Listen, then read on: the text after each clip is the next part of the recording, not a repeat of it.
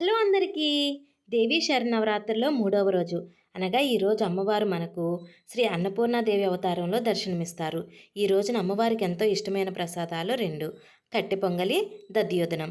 ఈరోజు మనం కట్టె పొంగలి ఎలా ప్రిపేర్ చేయాలో చూద్దాం. ఒక గ్లాస్ రైస్‌కి ముప్పావు గ్లాసు పెసరపప్పు తీసుకొని శుభ్రంగా కడిగి ఉప్పు, నెయ్యి వేసుకొని ఉడికించుకోవాలి. గ్లాసు రైస్‌కి 4 గ్లాసులు వాటర్ పోసుకొని ఉడికించుకోవాలి.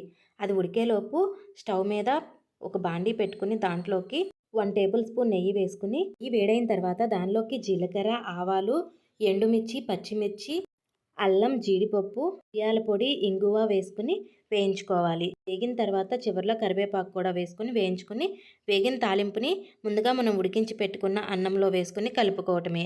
అంతే, ఎంతో టేస్టీగా కట్టె పొంగల్ రెడీ. దేవీ నవరాత్రులు ఈ కట్టె పొంగల్ని ప్రతిరోజునైనా నివేదనగా చేసుకోవచ్చు. Thank you for watching. Like చేసి సబ్స్క్రైబ్ చేయండి.